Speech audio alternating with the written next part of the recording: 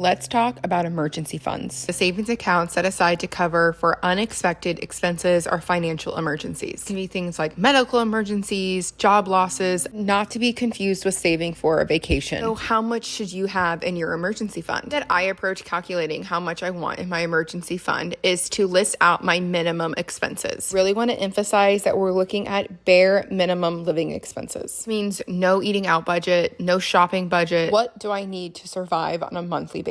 Then you think about coverage. Most families will probably want 3 to 6 months, depending on, of course, personal factors. Factors to consider is how hard would it be to replace your income? Are you facing any medical issues? For example, if you're a one-income household with children, you might want to consider having a 6-month emergency fund. In my situation, we have 2 incomes. How likely is it that we would both lose our incomes at the exact same time?